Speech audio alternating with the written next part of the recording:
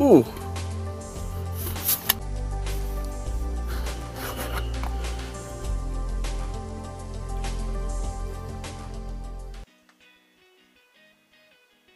Hello, YouTubers! My name's Willie. Welcome to my channel. Today I have for you a continuation on Arch Warhammer's The Siege of Vrax. This one is Reaction Request 106. The Line Crumbles. This request has been made by Death Grips and CJ Falcon. So, let's get started, shall we?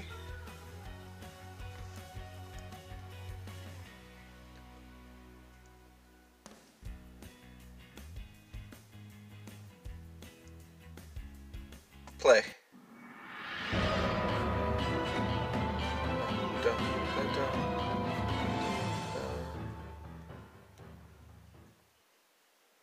Greetings and salutations, friends, and welcome back yet again to the Siege of Vrax. Last episode, we looked at the opening moves of the siege itself, along with the Imperial 88th Siege Army's initial positioning.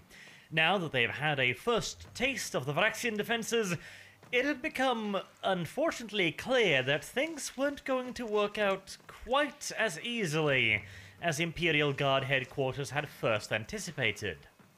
The opening offensive launched by the 149th, 143rd, and 150th regiments had been utterly repulsed with considerable casualties, and to insult to injury, the traitors had then launched their own counterattack upon the Krieg lines and gained more ground, which than was the Imperial surprisingly Guard more had effective. in 2 days. Seemingly somewhat paralyzed from this turn of event, Imperial Guard headquarters remained quiet about any further offensive operations for quite some time, leaving the Krieg commanders to do what they did best, beginning a long, drawn-out war of attrition against the Vraxian traitors. But what exactly was it that stopped the Imperial Guard offensive in its tracks so thoroughly? I've talked in vague terms about the Vraxian defenses before, but it's time to really give you a good idea of exactly what the 88th Siege Army was up against.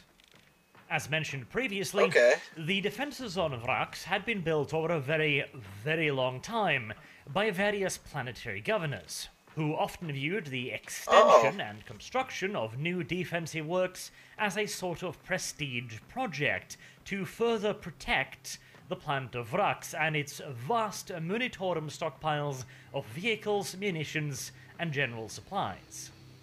This attitude, obviously encouraged by the Adeptus Munitorum, led to extensive defensive works, and not without a reason, mind you. There are plenty of creatures out there in the galaxy with a wide variety of extremities that would love to get their claws, tentacles, hands, paws, or whatever else they might have on the supplies on Vrax. Thusly, this was not the first time it had been assaulted by external forces. And so this mix of personal prestige and a very real and tangible threat led to the defenses becoming what they were now, that the 88th Siege Army was placed opposite them. First and foremost, the outermost lines could be, in very rough terms, compared to those of the Krieg regiments. They were meant originally to be improvised defensive works, providing essentially an outer screen for the far more valuable defenses behind it. But since these defenses had been re-engineered, reconstructed, and upgraded over the course of literal decades or even centuries in a few cases of the innermost lines, they had gone far beyond their humble origins of simple earthen slit trenches. These days, pretty much every single trench on Vrax was constructed out of permacrete, with firing step, shelters, dugouts, and grenade defenses. They also had fortified resistance nests all along the front line. These are things like armored cupolas, in which a heavy bolter could be placed, or in some cases, even heavy weapons like cannons, mortars, or even flamethrowers. Additionally, these forward defenses were also protected by, in some cases, literal kilometers worth of barbed wire. Of course, most of that would be rendered ineffective by good old-fashioned massed bombardment, but still, it was a way of slowing down any potential advance. And, naturally, considerable quantities of mines. Of course, the Imperium used to know where exactly these mines were placed, because as an Imperial world, they were required to give this information to the Adeptus Administratum, just in case friendly forces had to operate in the theater without contact to the defenders. You wouldn't want them blundering into minefields after all. But since the planet had now somewhat changed its colors, it had been assumed that most of these mines, if not indeed all of them, had been dug up and replaced, so the old Imperial maps probably weren't particularly useful. It'd be a wise idea to do that. There was also the problem of vast quantities of mines actually being stored in the Vraxian armories themselves.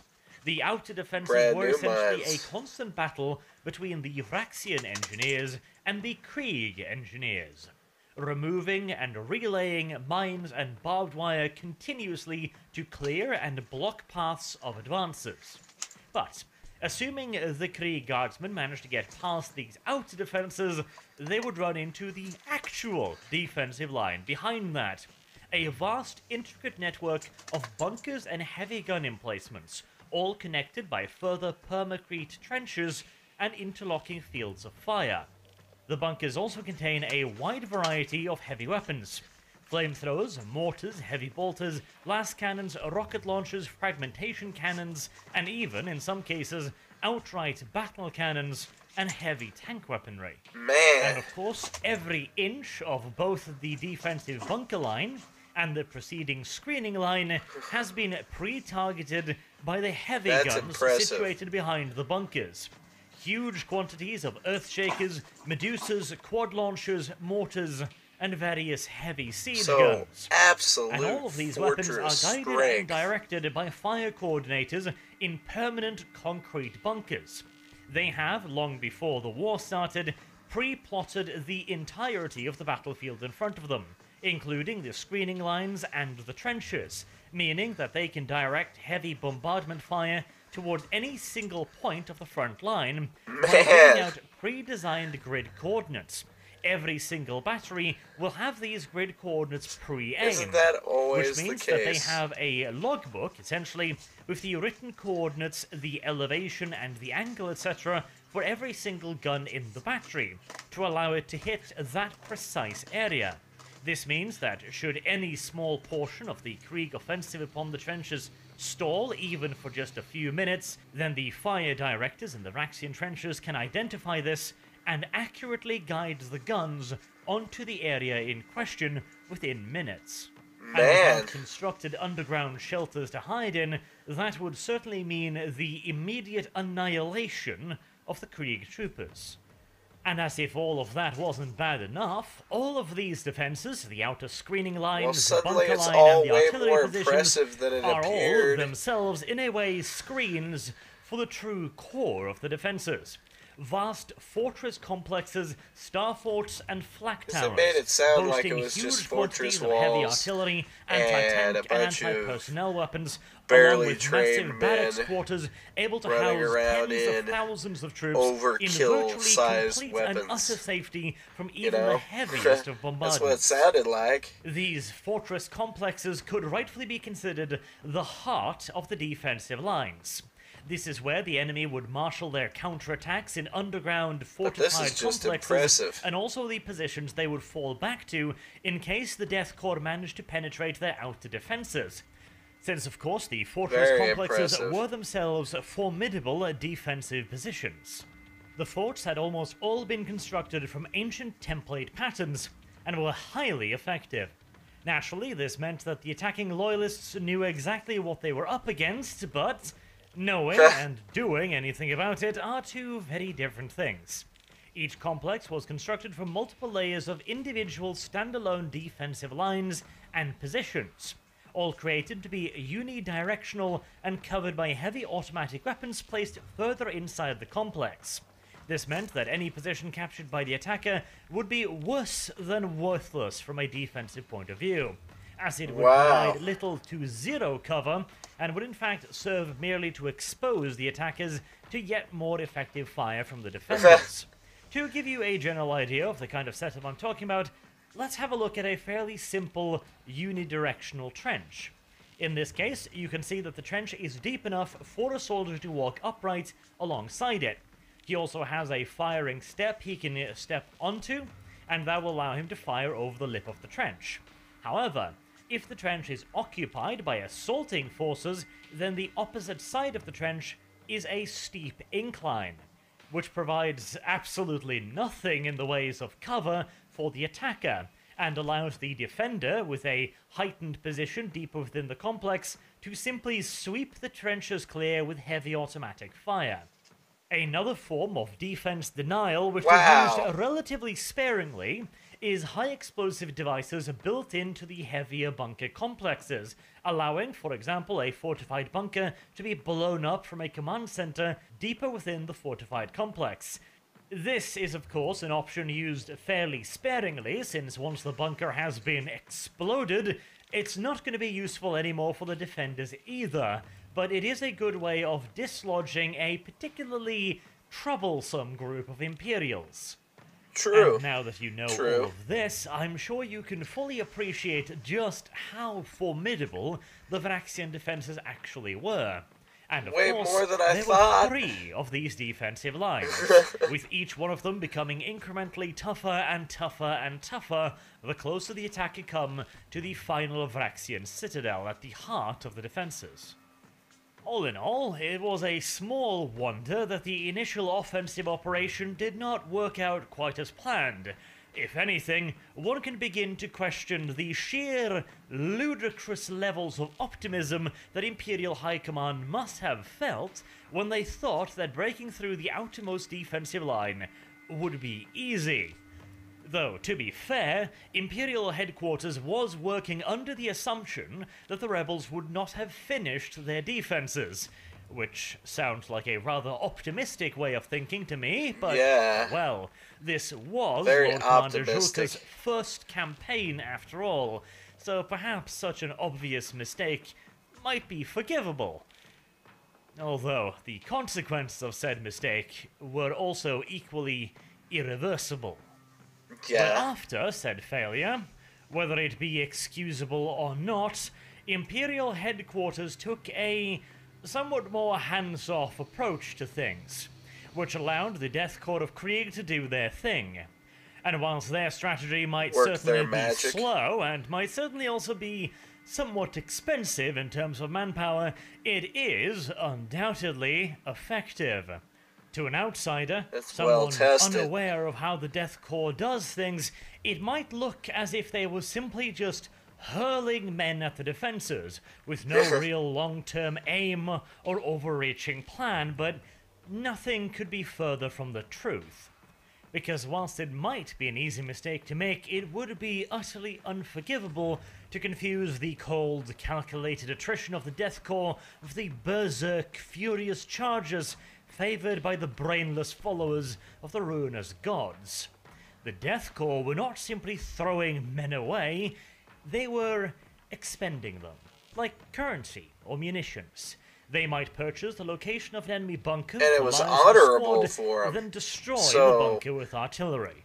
Or they might sell the lives of 100 guardsmen in return for the destruction of a permacrete trench, using the debt packs the guardsmen were carrying. In this way, slowly but surely, the enemy's defenses were tested again and harder to hold on to weakened again and again, until finally more than willing the Death to die Corps for found a the reason. weakness they had been looking for. Ironically, the weakness was to be a fortress. Where before the Imperial headquarters had targeted a perceived weakness and found unyielding steel, the Death Corps had targeted a perceived strength and found soft, yielding mud. Although it sure as hell didn't look like mud to begin with. The 9th Company of the 261st Regiment of the 30th I love Line it when they show the Corps models. was tasked with capturing Fort A453, a major defensive position in the sector assigned to the 30th Line Corps. This fort was one of several objectives that was to be captured in the first major offensive operation of the 30th Line Corps since their defeat during the very first Imperial offensive on Vrax. That was over 6 months ago at this point, and the 30th Line Corps had spent that time probing the enemy's defenses and biding its time, launching no major offensives, although it kept its strategic reserves ready in case they got lucky with a probe. They didn't, however, but now they had regained their full strength and a little bit extra. They had been seconded the 19th Bombardment Corps to aid them in their own localized offensive. Nice. The goal of this offensive was relatively limited. It was to get a solid foothold in the enemy's front line that could maybe be expanded upon with further attacks. And Fort A453 was one of the objectives for this foothold. It had been deemed relatively unlikely that the fortress could be captured successfully, but the potential benefits to the Death Corps, if it were to be captured, were deemed to be significant enough that they should at the very least try. A453 was Makes a sense. pillbox and bunker complex, not one of the massive fortresses of the railroad lines, but formidable nonetheless. Its primary weapon, an earth-shaker cannon housed in an armored redoubt, had been taken out during a previous bombardment by a lucky bombard shell. But the position itself and its surrounding network of bunkers remained almost entirely intact. The fort was protected by a deep anti-tank ditch, along with several lines of razor wire and minefields. This area was overlooked by several small bunkers and resistance nests equipped with heavy bolters, heavy stubbers, and autocannons. Any attacker would first have to cross the ditch, then the barbed wire, then the minefield, and then defeat the outlying bunkers before they could finally make an assault on the pillbox complex itself, which of course was by no means incapable of defending itself, possessing dozens of heavy bolters with interlocking fields of fire, and even a few light mortar emplacements. And finally, perhaps the biggest asset of this particular fortress was its connection to a secondary line about half a kilometer deeper within the first defensive line. This connection took the form of a permacrete trench that ran underground, meaning that reinforcements from this secondary line could flow to the fortress completely undisturbed by even the heaviest blocking barrages. It was, by all accounts, a very solid position, and previous attempts to take it had been repulsed very easily and very bloodily. Krieg High Command was not overly optimistic about the 9th Company's chances, but, as previously mentioned, the potential rewards were simply just too good to ignore. True. Captain Tyborg of the 9th Company oversaw the final preparations of his men leading up to the assault. There would be a preparatory bombardment before the offensive, and there would also be a quick drumfire bombardment of the positions before his men would attack. His company had also been provided with the support of an additional battery of short-range thud guns to engage the enemy's fortifications over open sights. The gun were meant to ensure that anyone in the enemy's pillboxes would think twice about poking their heads out and firing their heavy weapons. And along with the thud guns, a new offensive sap had also been constructed. This would reduce the distance that the 9th Company would have to cover to only a couple hundred meters, after which the company would reach the relative safety of the enemy's anti-tank ditch. And these preparations were to prove successful. Captain Tyborg's lead squads, including himself and his command squad, reached the razor wire in front of the anti-tank ditch, having taken only mild fire from the enemy's defenses.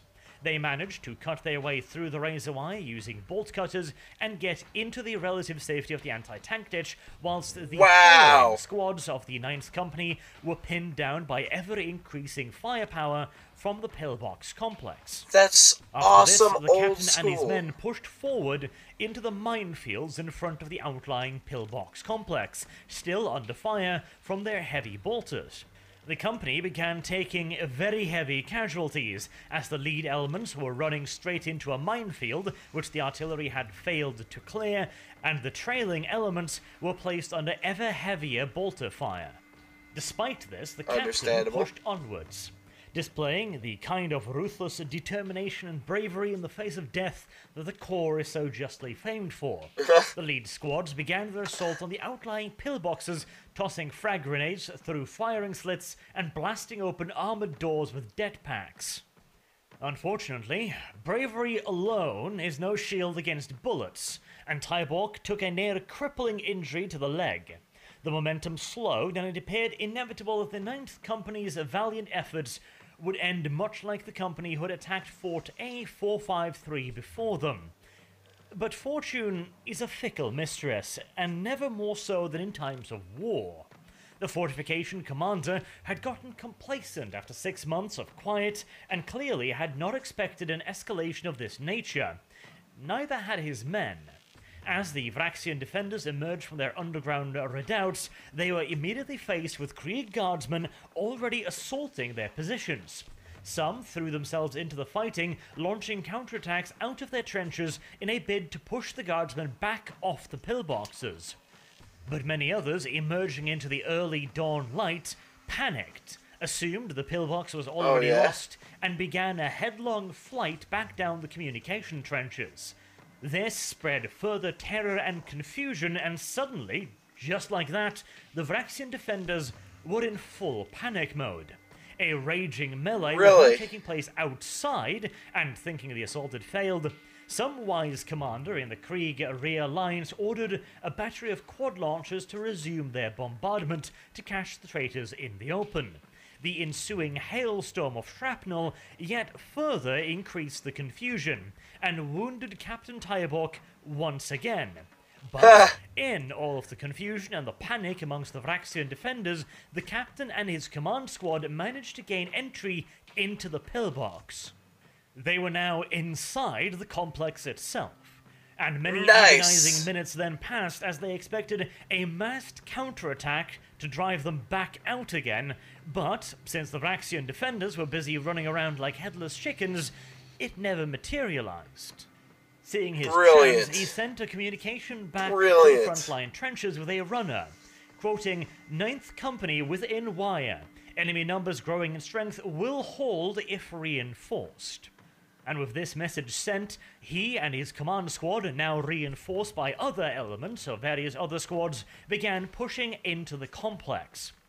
Over the course of the next hour, they turned another pillbox into a smoking ruin with flamethrower fire, and blasted their way into one of the underground shelters using melter charges. They had managed to gain entry to the main galleries beneath This is Fort really A453. starting to get good. The enemy had thrown up hastily erected barricades, which the captain ordered to be charged with lowered bayonets, where Tyborg took a third wound to the head this time, with his now shattered helmet barely saving his life. Now embroiled in the half-illuminated corridors beneath the fortress, Krieg bayonets reflected the artificial light of the lumen tubes as charge after charge saw them covered in traitor blood. The Ninth Company succeeded in killing or driving out the remaining traitors, securing the lower levels just in time as the fleeing traitors, thinking their position lost, called down their own heavy artillery upon the fort. This finally ended the battle for the time being. Deep beneath the ground in the enemy's own fortifications, Tyborg and his guardsmen were safe for the time being. The traitors themselves were also seeking shelter, and the battle ceased for the remainder of the barrage. This, of course, left Captain Tyborg in a somewhat precarious position. He and his men were safe from the bombardment going on above ground, but they were now trapped, essentially, quite deep inside enemy lines, and the enemy would only stay quiet for as long as the bombardment continued. After that, it was anybody's guess what was about to happen, but it would, in all due likelihood, include vast quantities of traitor soldiers bearing down upon their position. Additionally, they had no clue whether or not the captain's runner had actually made it back to the Krieg lines, and whether or not reinforcements were on their way. All they could do was hunker down, gather up what ammunition they had left, and prepare to defend their positions to the last guardsman. Nice. Fortunately for the survivors, the captain's messenger had indeed reached the rear lines. It had taken him many hours to do so, and he had been wounded twice in the process, but finally he made it to the Krieg trench lines, where he was brought before General Dujan of the 219th and delivered his report, informing the general that a contingent of Krieg guardsmen had made it into the fort and were now holding positions inside the fort. This was the chink in the enemy's armor that they had been looking for all this time. All right. But the window to exploit it was closing quickly. The captain only had so many men, and he was in the middle of the enemy's defenses.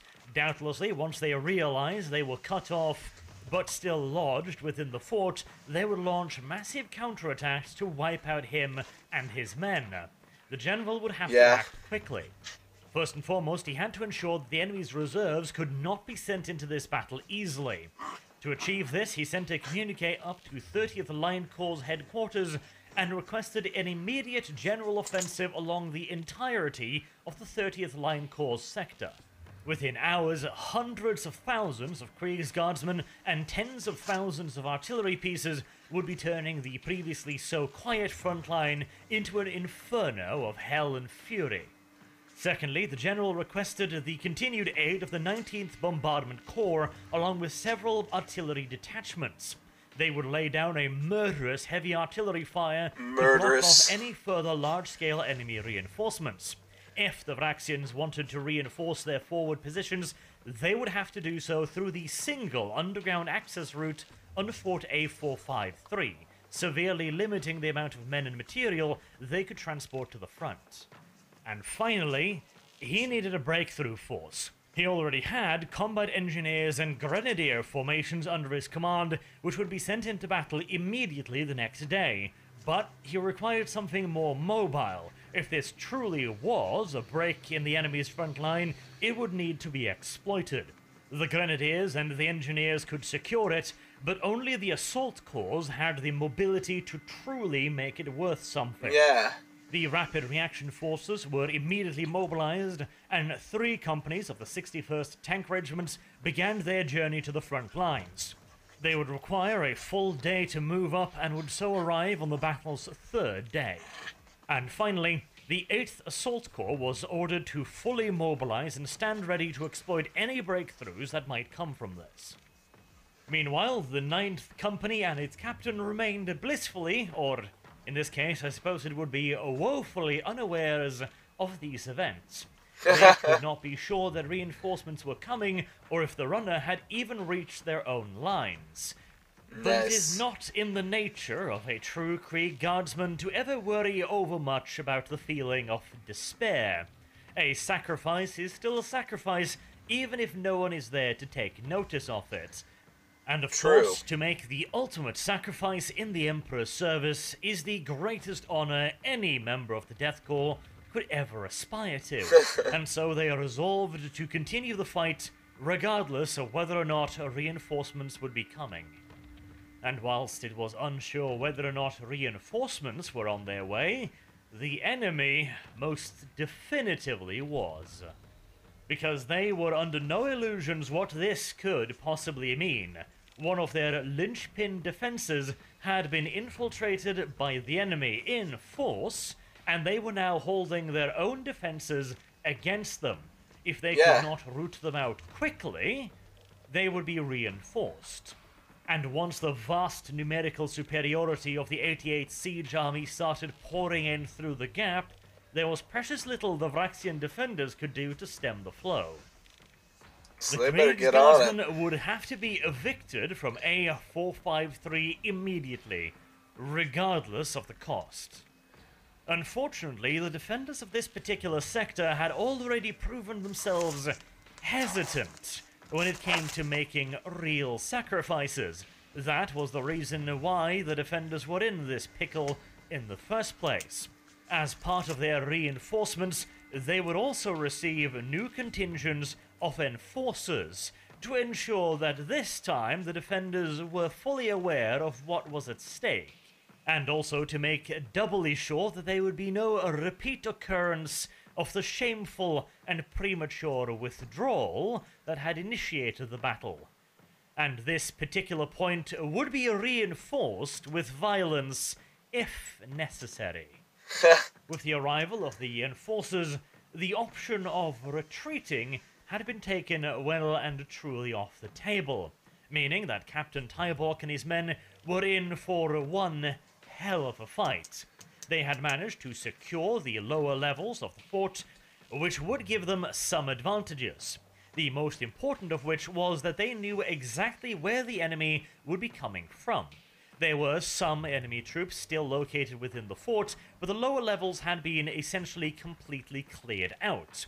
As such, there would only be a small number of troops that could strike the Kriegsguardsmen from behind. This in turn meant that the enemy's main force would have to come through the single underground tunnel connecting Fort A453 to the rear lines. This of course also meant that the main enemy force would have to come down a fairly narrow corridor and wander straight into the fire of what remained of the 9th Company. At the very least, the Raxians could thank their lucky star that the 9th Company was never actually supposed to get this far in the first place, and so had been issued with very little in the way of proper heavy weapons. No heavy bolters, stubbers, autocannons, and only a few flamers, of which Captain Tyborg had none. Instead, he would have to rely almost entirely on the number 98 Lucius Patton lasgun, a weapon not exactly ideally suited to this kind of operations, seeing as the number 98, whilst exceedingly accurate and packing one hell of a punch, only had access to a semi-automatic firing mode, which, whilst it would certainly help conserve ammunition, something that, to be fair, was rather tight at the moment, when you're being charged by potentially hundreds of traitorous lunatics, you might be forgiven for wanting a slightly higher rate of fire. Fortunately, or, well, I suppose that depends upon your point of view, this particular problem, quote-unquote, was solved in a rather quick and irrefusable fashion, as the 9th Company quickly and simply ran out of lasgun ammunition, and being underground as they were, without any kindling or means of making a fire, they had no way of recharging their lasgun packs. Nice. This left the Kriegsguardsmen with no choice but to start using their enemies' weapons against them, and the traitors' weapons consisted overwhelmingly of relatively primitive autoguns, solid slug automatic rifles.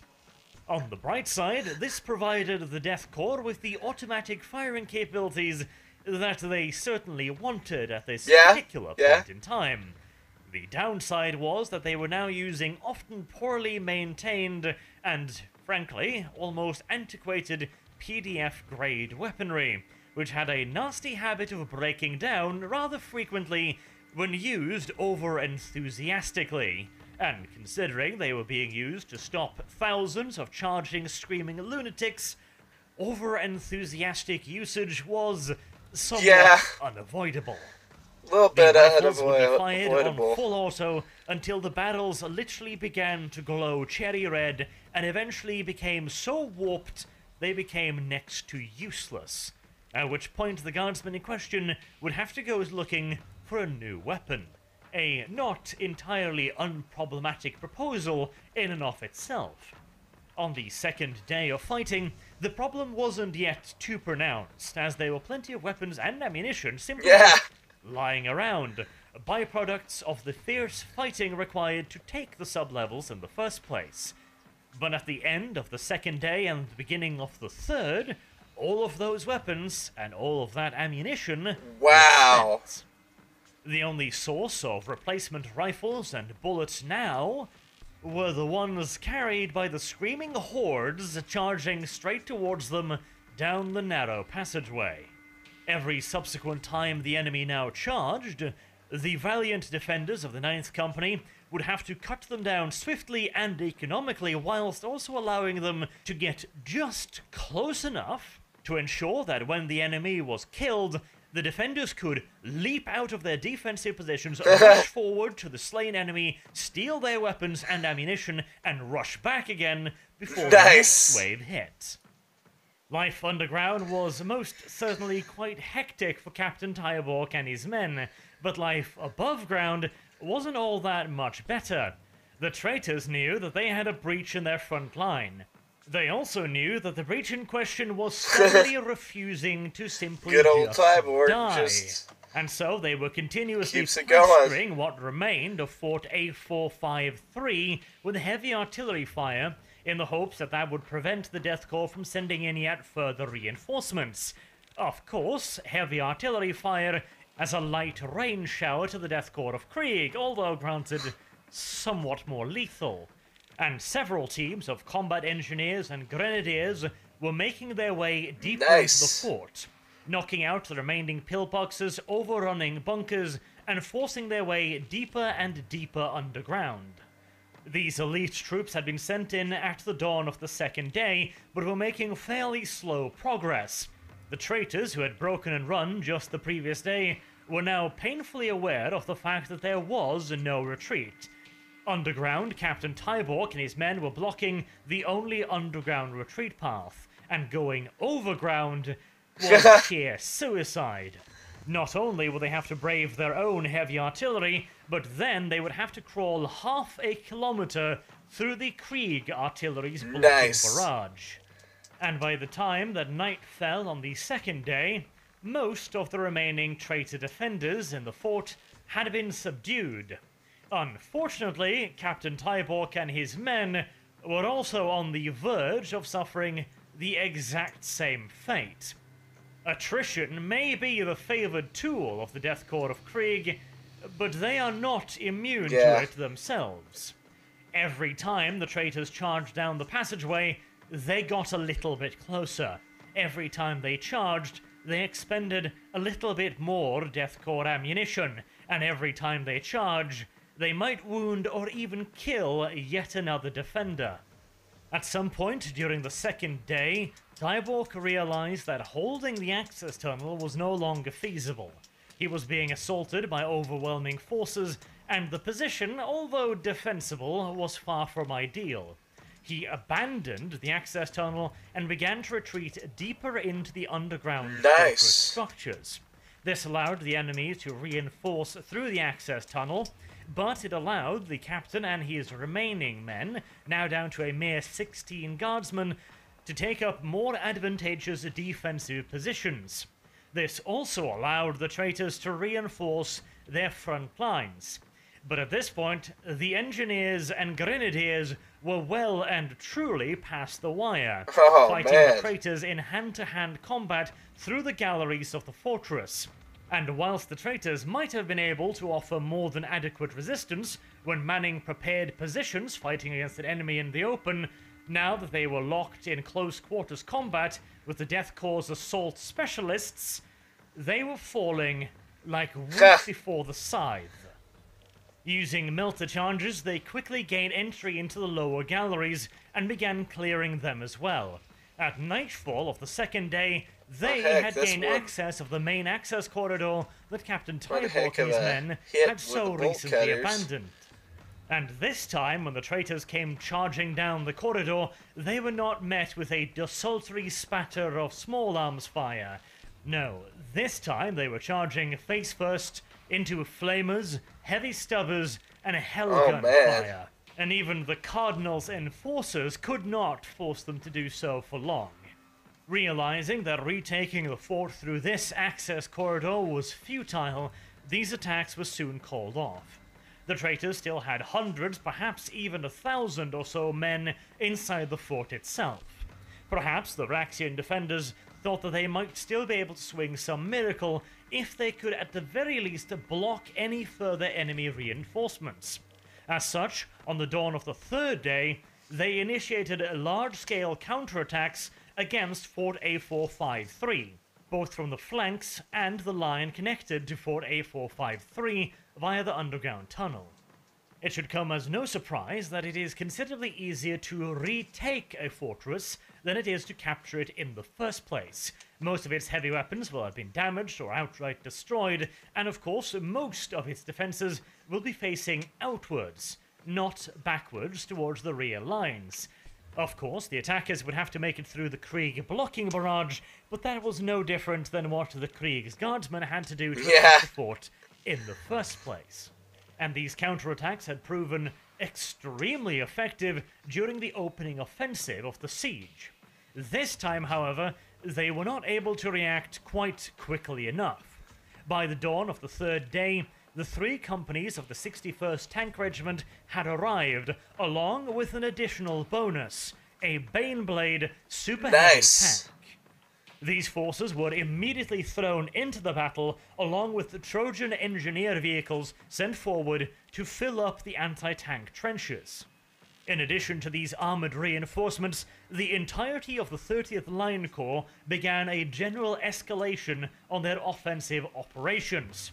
The entirety of the Line Corps was now throwing itself with considerable abandon at the enemy's lines, pouring yet more men, materiel, engineers, grenadiers, and armoured reserves, as well as bombardment corps and detached artillery formations into the fight, in an effort to push the Vraxian reserves beyond breaking point. And the strategy was working. The counterattacks had some limited success, but they did not carry with them the weight needed to dislodge the grenadiers and guardsmen now occupying Fort A453. They got At the around fort. midday, the last overground bunker still occupied by the traitors were crushed beneath the Baneblade's massive bulk.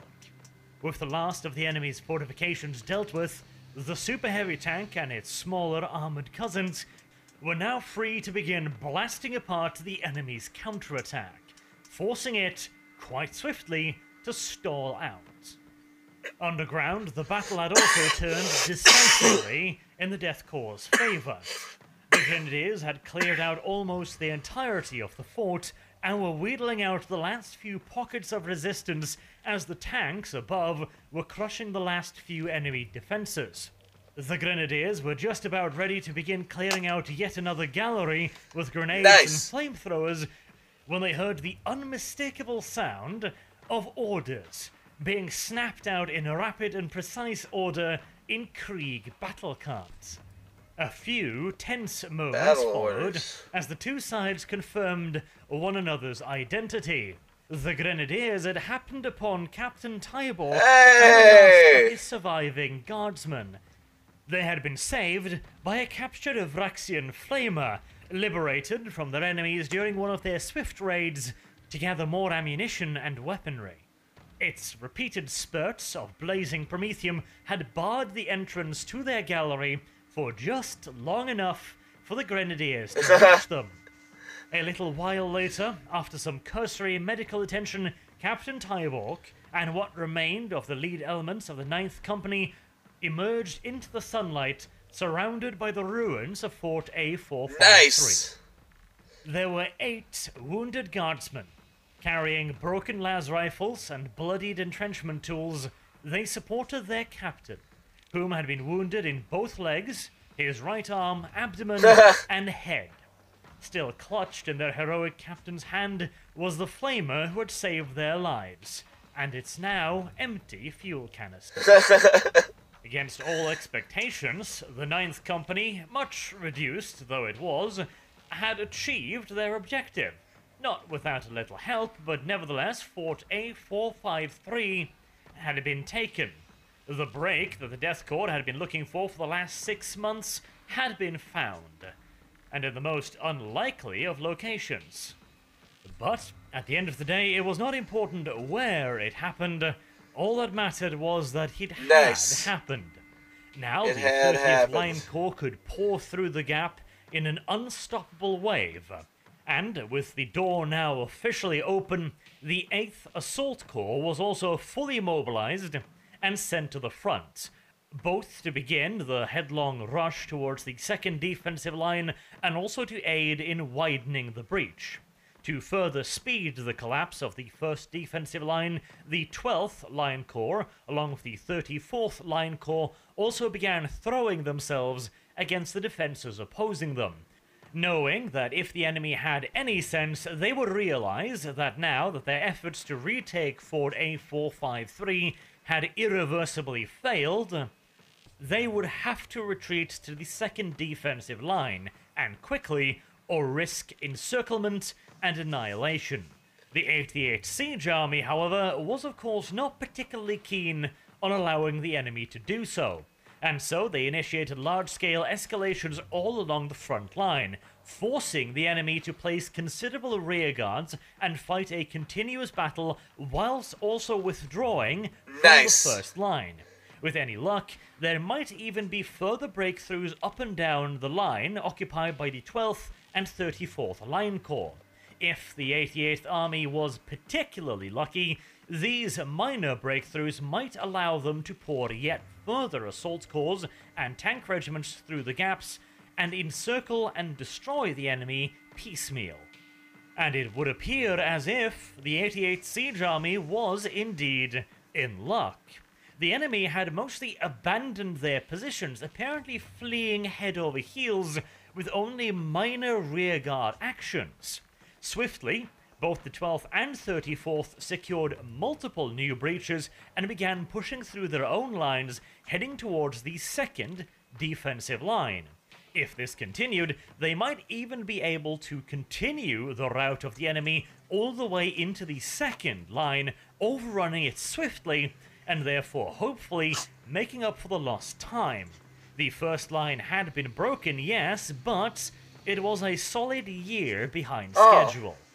And Imperial Guard High Command, in their infinite wisdom, had already dismissed any possibility of the traitors launching a riposte, and so simply threw caution to the wind and ordered a large-scale general advance, including the infantry, the supporting artillery, and of course the assault corps, to attempt to chase down as many of the enemy's forces as imperially possible.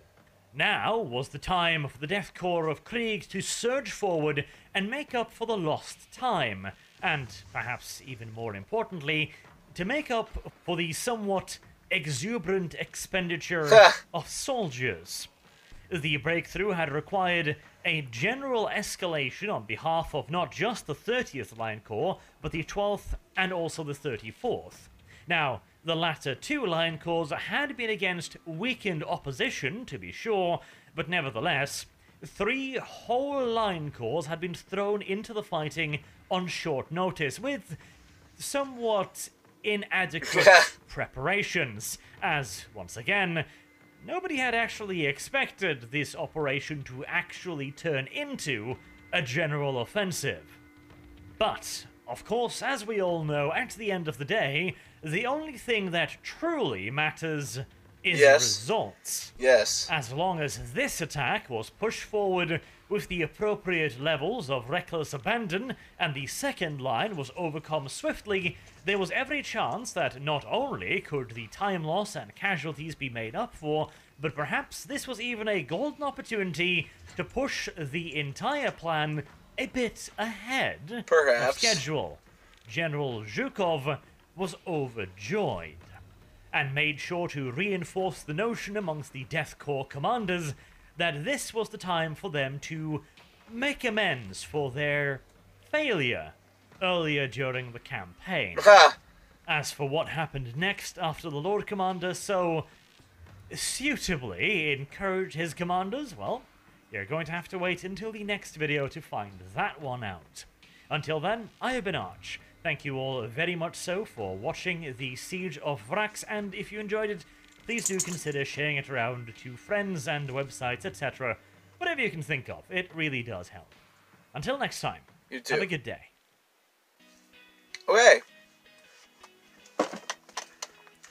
Okay, so that was the line crumbles, part of the Arch Warhammer's Siege of Vrax series, and it's starting to get really good.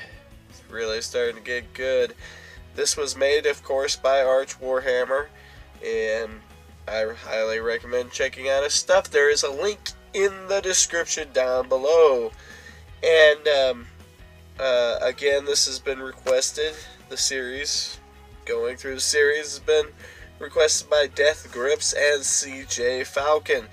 Thank you for suggesting it. It's quite good. It's actually starting to get really good. Starting to get into the battle moments, and you can start seeing it in your head. But anyways, my thoughts. Well, it's pretty interesting that they found that weakness there at the A453 fort, and Tybark and his men, the ninth Company, made it in there, and I think it said that 9 men came out. Ironic.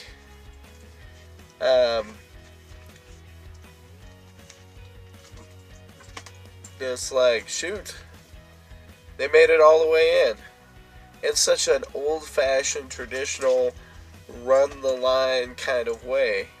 It just worked out great, and the inexperience actually showed up, where they started freaking out because they were in the fort, and yeah, you put a whole bunch of men that want to die honorably. And so if it's not honorable enough, they're not gonna die. They're gonna keep trying to fight. And so that Tyborg fella being injured all over, and he's like, "Oh, this isn't good enough." But but yeah, it was great. It was great. Quite entertaining. Can't wait to see what comes next. Willie, out. If you like the video, stay tuned for more content. And as always, feel free to comment. Have a good one.